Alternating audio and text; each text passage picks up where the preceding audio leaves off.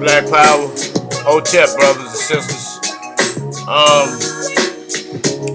First, as always, giving honor to the ancestors. Giving honor to all the brothers and sisters out there. All the brothers and sisters just fighting for our liberation and our salvation. First of all, I want to acknowledge a few people, giving honor and giving shout outs and honor. I don't like to use that shout out. That's more of a hip hop-ish,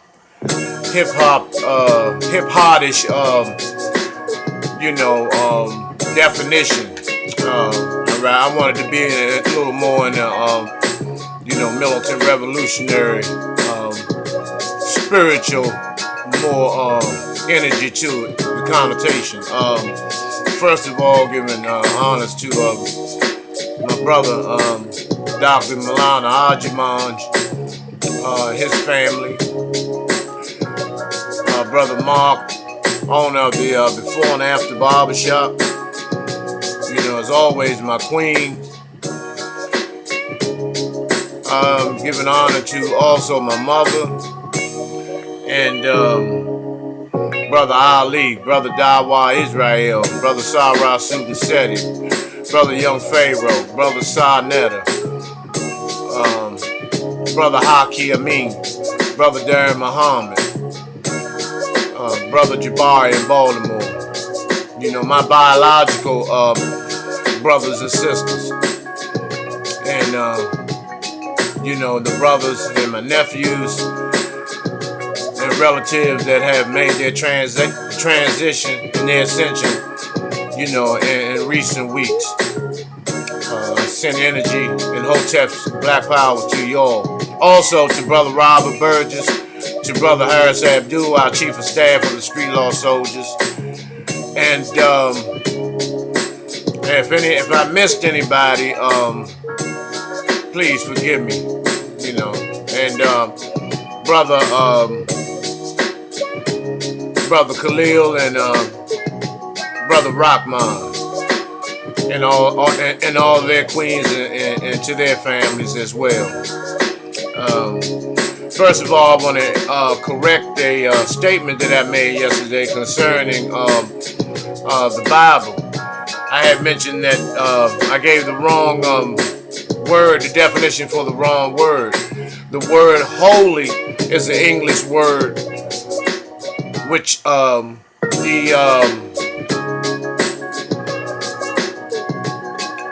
Greek meaning in Greek helios, meaning sun. And then you have which is which the Bible itself is a allegorical document, that deals with astrology and numerology. That's what I wanted to make the corrections on, the proper corrections on. So, charge it to my head, not my heart.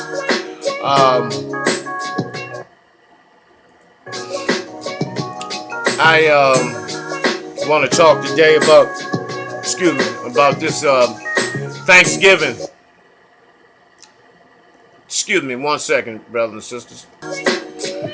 Pardon the interruption, but like I was saying, I want to deal with this this Thankstaking in terms of how people are getting prepared and going, and buying all this goddamn food, for this day to honor the extermination of our African native ancestors. And this is for black people. We've been indoctrinated to believe that when we mention our African ancestors, we're talking about when we talk about natives or mention the term natives or indigenous people, we think that they're talking about some fucking white ass Indians that live on these reservations in the Dakotas. No, those are Indians. Those are white Indians. They're no different than these Latinos. They're nothing but white with just a fucking pinch of African in them. When I say, when these fucking albinoid devils came over here, and raped and murdered and exterminated our Native African ancestors over here, which we call Thanksgiving. Those were black Africans, natives. So we have to get that straight. We need to make that perfectly clear. It's not no damn white Indians. So nevertheless, we go out and honor the extermination of African, Native, and our Native African ancestors. Which they came over here, these fucking savages. Once again, how they taught us that these motherfucking crackers had on buckle shoes, with white motherfucking knee stockings and black knickerbockers with these long black overcoats with these big black hats and these white collar with these big ass white butterfly collar goddamn shirts. They were so clean and got off these ships and shook hands with the fucking natives and all this bullshit. It was nothing like that. If you go to the National Archives or the Library of Congress and look up the documents that our African ancestors wrote, they particularly wrote that you could smell the stench, from our native, from those fucking ships, from those damn ships. Before they could actually visibly see the ships, they could smell them, because you're talking about a 3 to 4 month voyage on these ships. And let me reiterate again on what took place on those ships.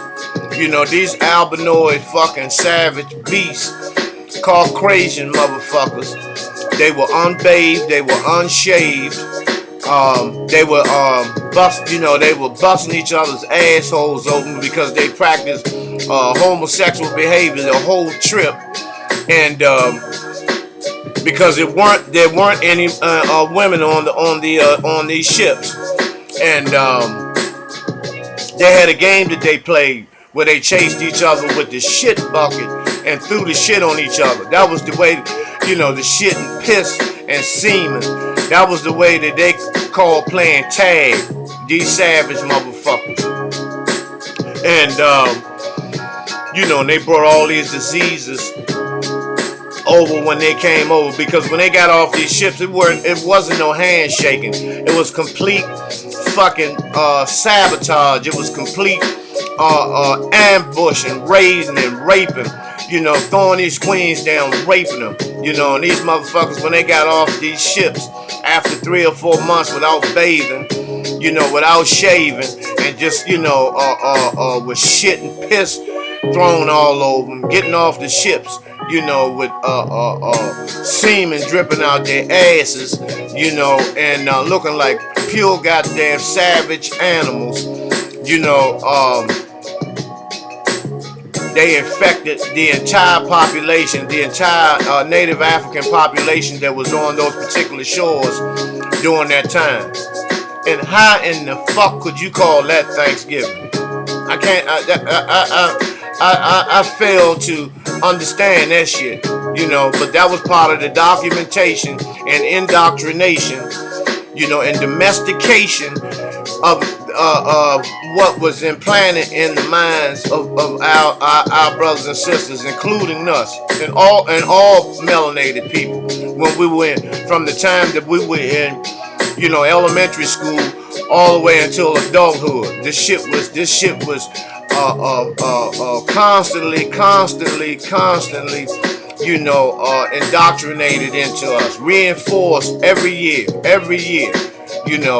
and then they have us, celebrating this bullshit. Really it's a celebration for them, for their conquering of a motherfucking people at that time. It's not a celebration for us, but we do the most celebrating. We go buy a fucking 30, 40 pound motherfucking turkey,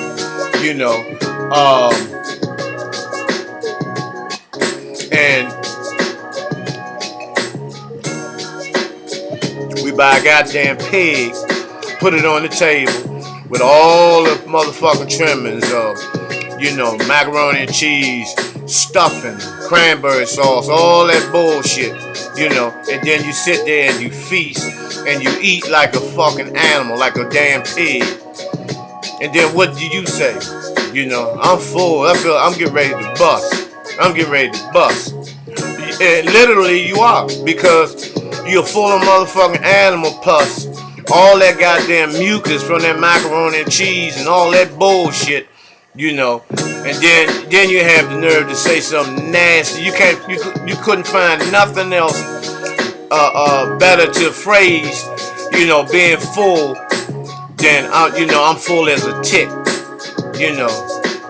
You couldn't find nothing else to describe just being full as I'm full as a tick, a fucking blood sucking fucking insect. This is the mental illness that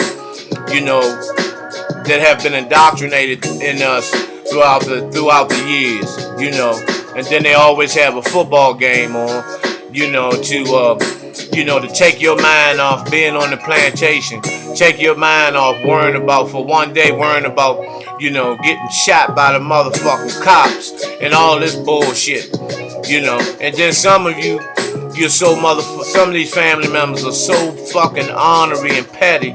This is the only time that you actually open your door now to break bread with your brothers and sisters and your relatives. It's just one motherfucking day.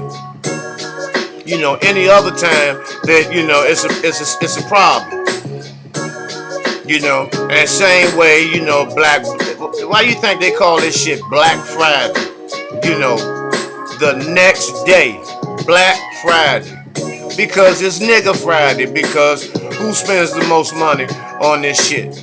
Blacks. They don't call that shit Black Friday for nothing. That wasn't just something that they made up.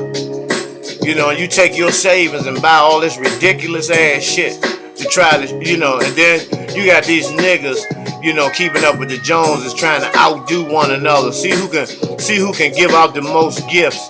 See who the dumbest motherfucker is doing this holiday, what you call a holiday. You take your children to the mall, to get fucking molested, by a goddamn cracker that's on fucking parole, dressed as Santa Claus. So when you brothers be talking about when somebody asks you, have you ever been molested? Only thing we can say is not to our knowledge. Cause you don't know, when you sat on Santa Claus' lap when you were a child, you don't know what the situation was down between his motherfucking legs.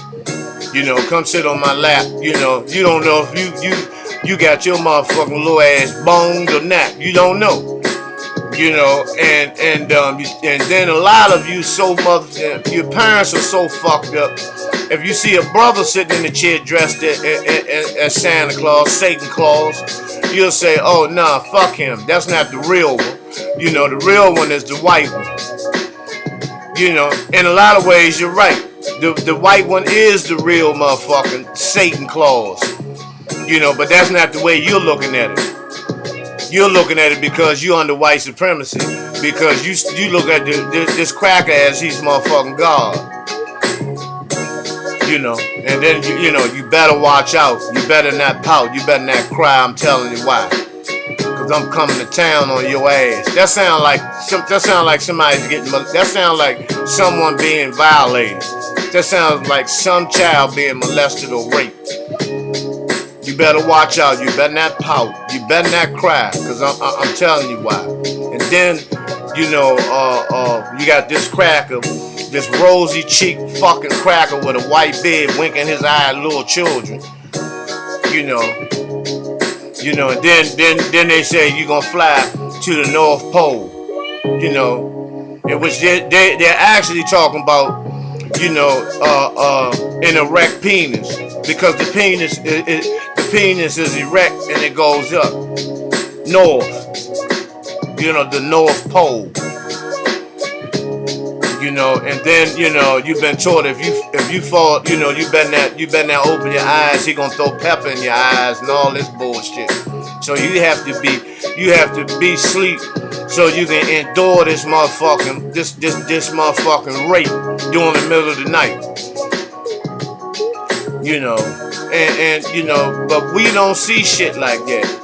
We still teaching our babies this same shit. Teaching our babies that this motherfucking cracker is God. Whether you want to accept it or not, this is the indoctrination.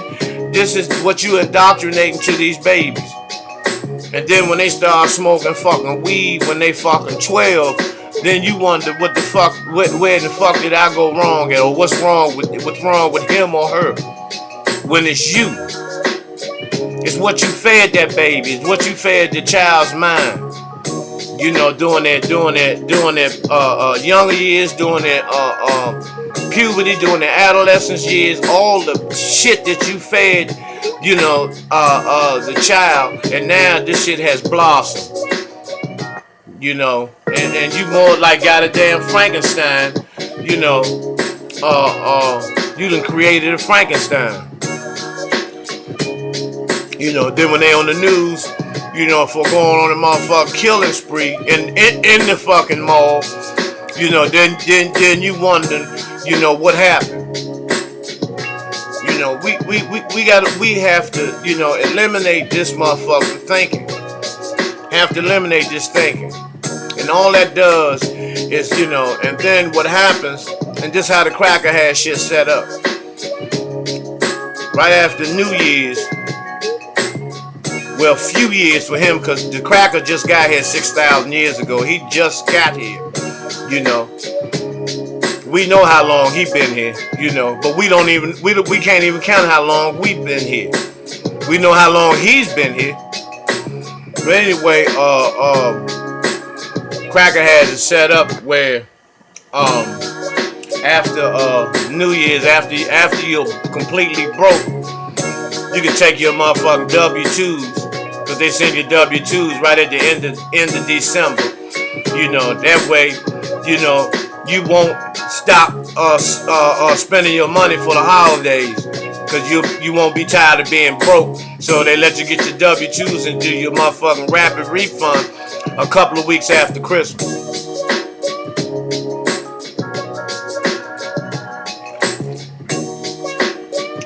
And we're too fucking dumb to see this shit. Also, but enough of that. I want to go. I have a PowerPoint presentation about the story of Sam Cooke.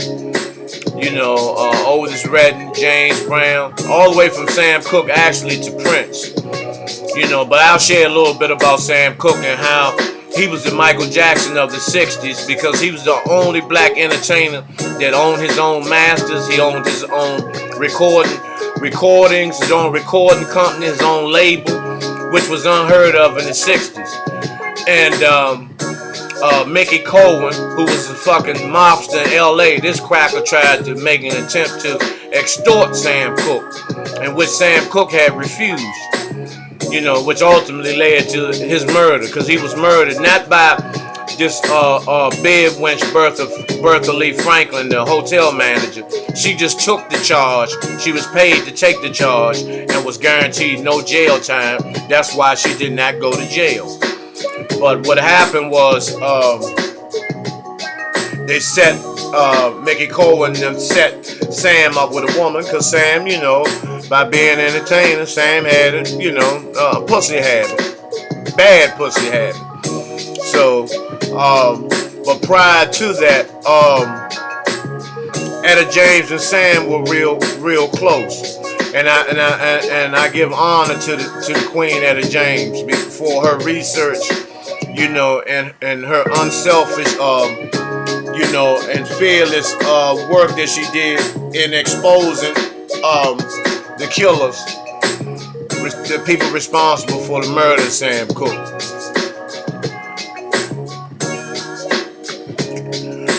And when they, Sam Cooke, Muhammad Ali, Malcolm X. They were very tight, you know, and Sam Cooke, as well as Dr. Martin King, but Sam was more tight with Ali and Malcolm. And the proceeds from his music was going towards to finance the civil rights movement. You know, and that's when he made the record A Change Is Gonna Come. You know, the proceeds of that were going to go directly to the civil rights movement. You know, however, when Ali asked Sam, did he need any type of protection? Because Ali was Muhammad Ali at the time, that Cassius Clay. You know, this was right after Clay beat Liston, in which Sonny Liston was murdered too. He was the Mike Tyson of the 60s. But however, Cooke refused the protection and security from the FOI because he didn't think that he needed it. He didn't think that it was that serious, which these crackers were not playing.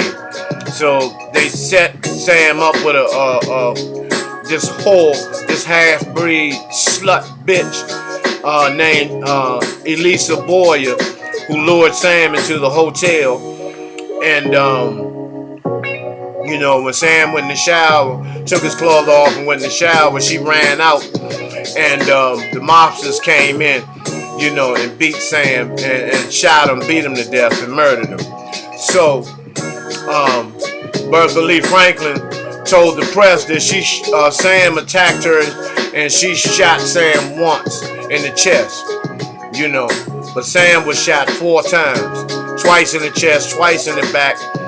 You know, his head was, the top of his head was bashed in, his nose was crushed, his hands were crushed, and thanks to the queen, the ancestor, Etta James, who went to the morgue and identified, you know, Sam's body, and she put that in her book. She has an autobiography called Raised to Survive, and I advise, you know, I recommend that book, you know, to everybody, you know, and she goes into detail of how the appearance of Sam Cooke was. You know, he was mangled, and but prior to that, you know, his wife was seeing Bobby Womack, in which Sam had a baby son. I think he was about 2 years old, named Vincent. And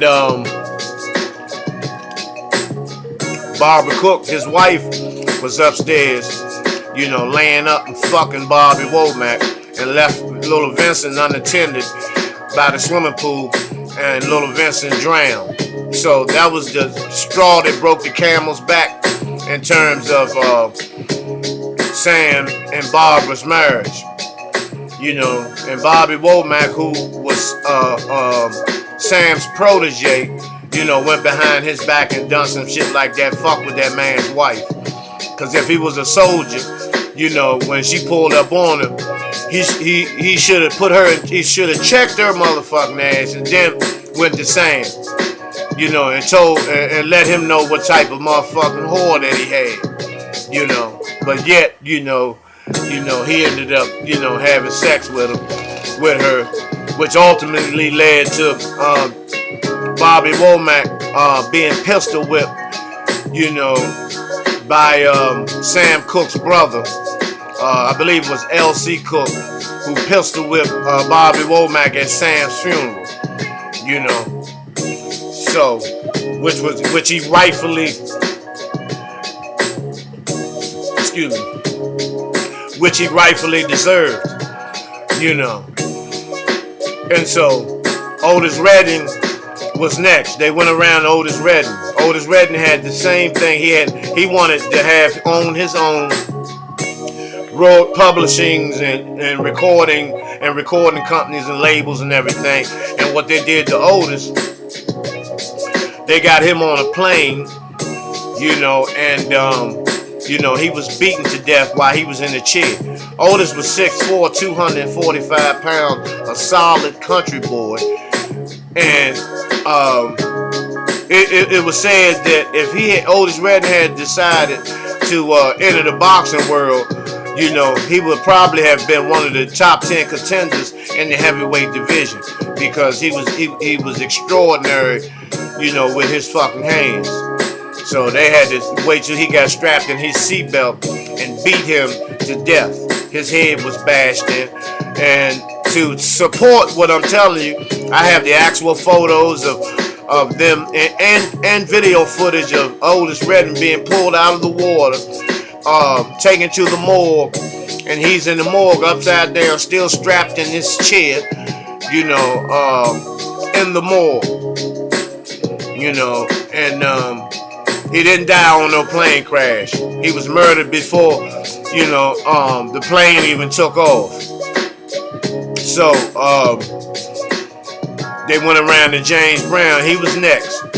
But James Brown agreed to play ball. You know, but at the end, if you look at before James Brown was murdered, because he was poisoned, and he did a video, I think it was with Mick Jagger's faggot, big lip faggot ass.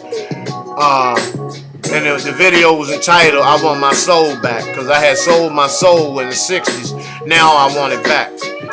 You know, it's a lot of science in that video. You need to check it out whenever you get a chance. You know, and you know, very, very interesting video. Which James Brown was poisoned, and what happened was, it is said that Charles Bobby, which was his manager, was the one that poisoned him, and it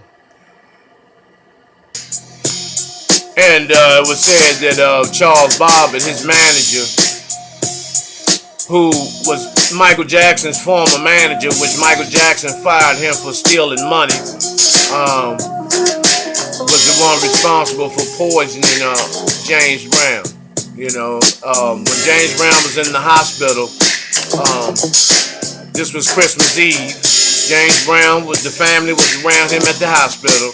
They were laughing, joking, having a good time, getting ready to go back on tour, according to what his son Daryl said in his statement.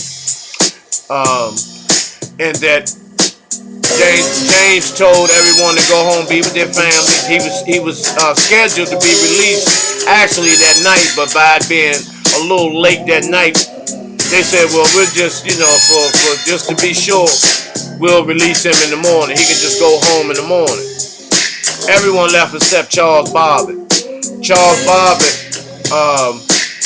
stated that he claimed that he went downstairs to get an insure, which James Brown didn't need if he was okay.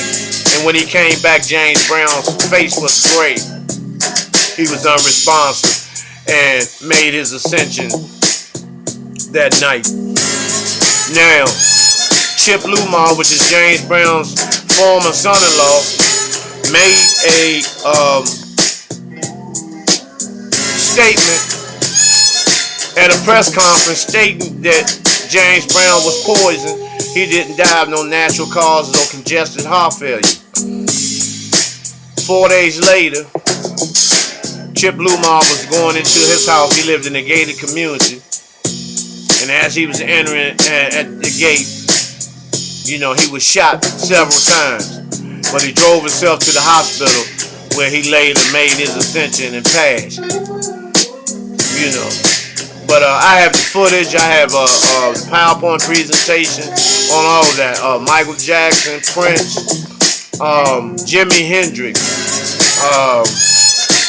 you know, and several other people. You know, Dr. King, you know, Malcolm, you know. And one thing that I really, you know, don't like about what Minister Farrakhan had said about Malcolm and Dr. Khaled, that they were sexually abused, you know, which is a damn lie, you know. And I think the reason why he's saying that because of the fire that they had in their hearts and how hard they went, You know, when and Dr. Khaled was going so hard to the point where it made Farrakhan look weak. It exposed Farrakhan. Because the same thing happened to Malcolm happened to Khaled. You know, Elijah suspended Malcolm, and then it became indefinite. But you know, and Farrakhan suspended Khaled indefinitely, which ultimately led to him being poisoned. But I have a lot of you know, footage, photos, and documentation on there, because Khalid Muhammad was murdered too. And then, you know, Malik Zulu Shabazz and the Black Panther Party were stating that, you know, nobody should say that Dr. Khaled was murdered, which he was. So why shouldn't we say that? What's wrong with us saying that based on the facts that, you know, a lot of us have gathered? So that, you know, it shows that somebody's hiding something. Plus, Dr. Khaled was castrated on the train when his body was being brought back from Atlanta to New York. He was castrated when he was supposed to have been under so much heavily Black Panther guard. You know, how could that have happened? You know, I mean, it's just a lot of things, brothers and sisters, that, you know, we are uninformed about. This been kept swept under the rug, even in the black community, and primarily in the black community, because we need not worry about, you know, what's going on in the white community until they start bringing it to us, and we need to bring it to them. I'm just gonna see how long you niggas are gonna sit around and cry, you know, or put some shit in action, and let's go ahead and deal with this motherfucking cracker. Cause in so many words, in so many ways, he's asking for a motherfucking war with melanated people, and we need to prepare and bring that shit to his ass. You know, take your children, you know, on the weekends instead of watching goddamn college football and trying to help them and convince them that the only thing they can do is pat a motherfucking basketball or run a football, you know, and that's the only way they can get out of the hood, instead of teaching them to be doctors, lawyers, surgeons, you know, to help us get out of, help our brothers and sisters get out of these fucking conditions that they in. You know, have legal representation to help us get out of these jails and prisons and penitentiaries. You know, take them to the fucking gun range. Show them how to aim. Show them how to aim properly. Because them crackers do it every fucking day. They are preparing for war. The night Obama was elected, gun sales went up, I think, 140%. The following morning. Don't you know 1.4 million guns were purchased the following morning after Obama was elected? You know, and we need to teach our children, teach our babies self-defense. Stop teaching them to be passive, and, you know, when one of these crackers going on your ass and get ready to check you out, you pull out the motherfucking scriptures and all that motherfucking hocus pocus, make-believe motherfucking bullshit. You know, the cracker don't have no respect for that shit. Only shit he respect, you know, when you go on his ass, you know. Yeah, you know, the cracker don't understand nothing, you know, but when you stand up to him and go straight to his motherfucking ass, all that other shit, that praying, that religion, and all that bullshit, we have to stop that. You know, just like you niggas that practice Islam talking this bullshit about if a motherfucking cracker, you know, is making fucking salat, then that's your brother and all that. That's not your motherfucking brother. See, we gotta stop all this motherfucking bullshit. You know, we have to stop all this bullshit and fucking around and playing and compromising with this goddamn devil. You know, and for once, be a motherfucking soldier. Stand up for once. You know, we so scared of this motherfucking white man, and it showed with a lot of y'all. I seen a lot of shit on social media of the fear that you motherfuckers got for that cracker, man. It ain't about no goddamn Donald Trump. You are scared of the motherfucking white man. You're using Donald Trump as an excuse because he's saying what the rest of the crackers think. He's just verbally saying it. And he got a team of motherfuckers. He got Rudolph Giuliani. He got George Bush coming back on the scene.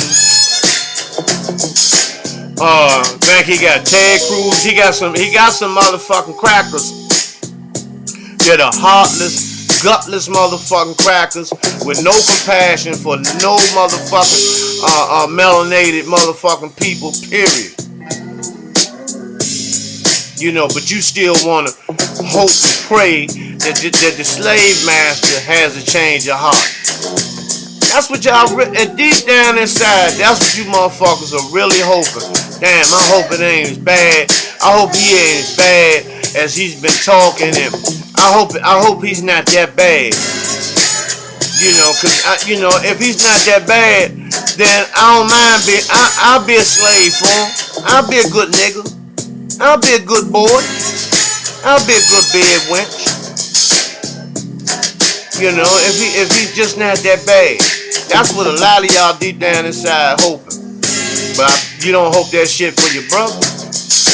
Because a lot of y'all taking this Trump shit out on your brother. That's how weak and cowardly and pussified and spineless, weak-minded, faggoty type motherfuckers that you are. Anytime you do shit like that, you know, you don't make no motherfucking sense. You know,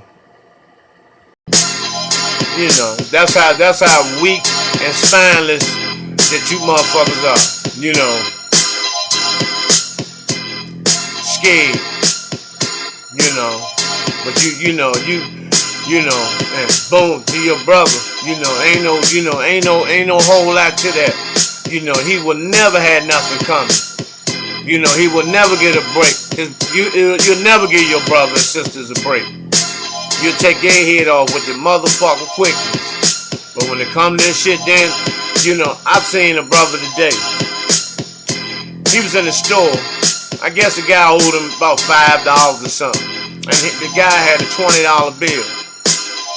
So he told the brother, you know, and the brother said, I need this money, I have to do something, you know, it was something positive.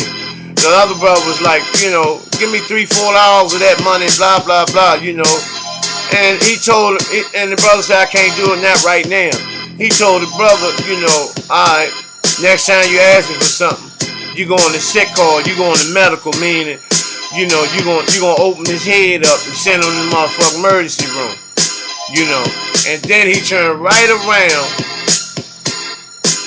and told him, it was somebody, I forgot who it was. He told somebody, man, we in trouble. He said, man, we in trouble because this Donald Trump, man, we in motherfucking trouble now.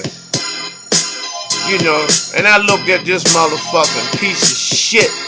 You know, this coward ass motherfucking, jello-hearted motherfucking, you know, Nestle's quick drinking, faggot ass nigga.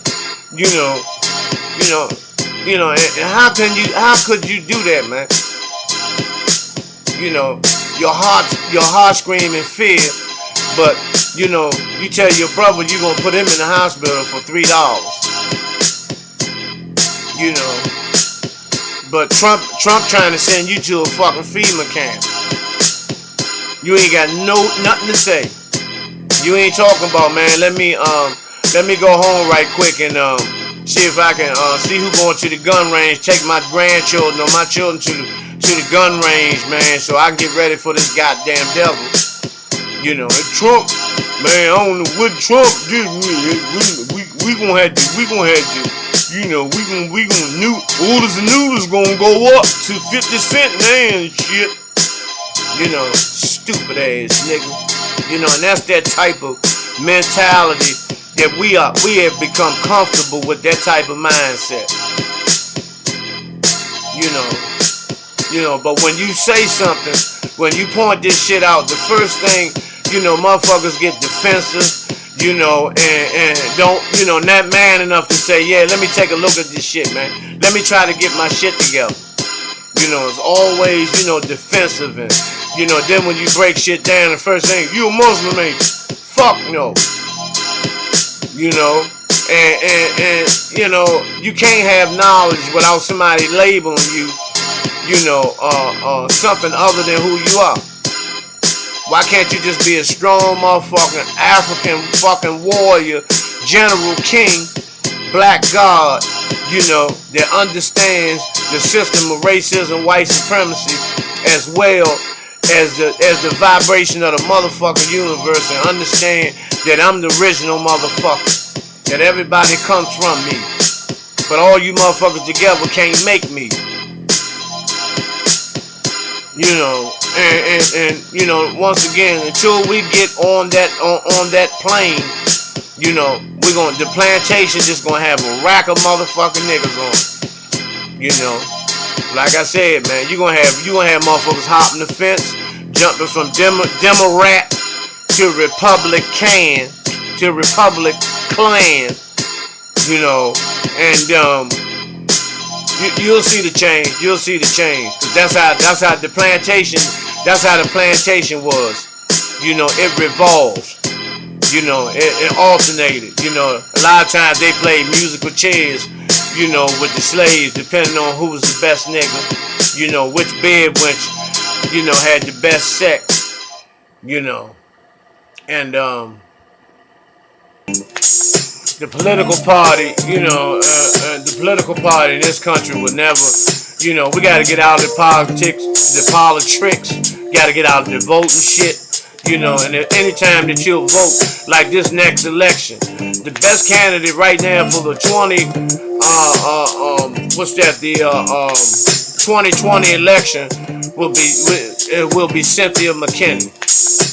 There's no other candidate, there's no other individual on this planet right now that will be more effective and will serve the black community more than Cynthia McKinney. She is a true warrior goddess by heart, by nature. She understands who she is. And if you don't know who that is, just look her up. Cynthia McKinney. Cynthia McKinney. She was in the Capitol. She was a state senator from Georgia, representative from Georgia, who the Capitol Police, roughed her up because they thought she was just some black nigga bed wench. They didn't know that she was a congressman, and she slapped the shit out of the motherfucking police. And guess what? At the end, after the smoke cleared, motherfuckers were sympathizing and felt sorry for the motherfucking police. And she ended up resigning and leaving out of the Senate, and became independent and ran independent in the 2008 presidential election. But look her up, Cynthia McKinney. She's a revolutionary. And if she decides to run, she will always get my vote. But she hasn't sold out yet, in spite of everything they took from her. She still hasn't sold out. She still does lectures. She's still, she's an excellent queen for some of you sisters that are coming into the fold of black consciousness. She's an excellent person to follow. But in closing, I just want to say that I'll see you all tomorrow. The Creator and the ancestors willing. If I didn't mention you, if you're in my circle, I forgive me. So, but until tomorrow, brothers and sisters, gods and goddesses, Hotep, Black Power.